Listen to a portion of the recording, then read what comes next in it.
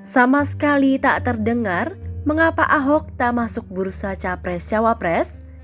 Tak butuh waktu lama, pemilihan presiden 2024 akan digelar. Sederet nama pun mulai masuk dalam bursa calon presiden dan calon wakil presiden.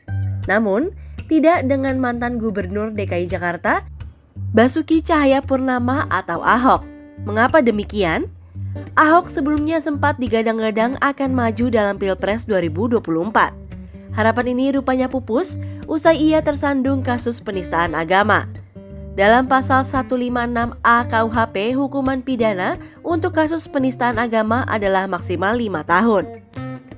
Setiap orang yang dengan sengaja di muka umum mengeluarkan perasaan atau melakukan perbuatan yang pada pokoknya bersifat permusuhan, penyalahgunaan, atau penodaan terhadap suatu agama yang dianut di Indonesia, diancam dengan pidana penjara selama-lamanya 5 tahun.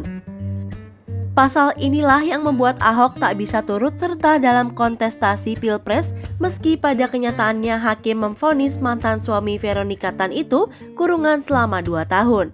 Sebab, salah satu syarat menjadi Capres-Cawapres adalah tidak melakukan tindak pidana yang diancam dengan pidana penjara 5 tahun atau lebih.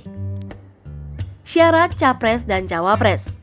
Untuk masuk ke dalam daftar bursa Capres dan Cawapres di Pemilu 2024, setiap kandidat perlu memenuhi persyaratan yang berlaku. Adapun ketentuan ini diatur pada pasal 169 UU Pemilu nomor 7 tahun 2017. Berikut syarat-syarat yang tercantum itu. Pertama, bertakwa kepada Tuhan Yang Maha Esa. Kedua, warga negara Indonesia sejak kelahirannya dan tidak pernah menerima kewarganegaraan lain atas kehendaknya sendiri. Ketiga, suami atau istri calon presiden dan suami atau istri calon wakil presiden adalah warga negara Indonesia. Keempat, tidak pernah mengkhianati negara, serta tidak pernah melakukan tindak pidana korupsi dan tindak pidana berat lainnya. Kelima, mampu secara rohani dan jasmani untuk melaksanakan tugas dan kewajiban sebagai presiden dan wakil presiden serta bebas dari penyalahgunaan narkotika.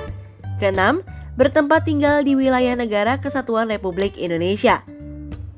Telah melaporkan kekayaannya kepada instansi yang berwenang memeriksa laporan kekayaan penyelenggara negara.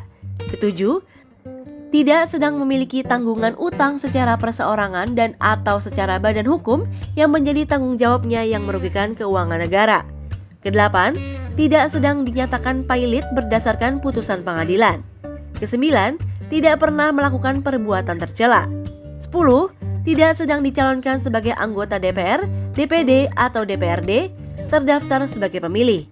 Ke-11, memiliki nomor pokok wajib pajak dan telah melaksanakan kewajiban membayar pajak selama 5 tahun terakhir yang dibuktikan dengan surat pemberitahuan tahunan pajak penghasilan wajib pajak orang pribadi.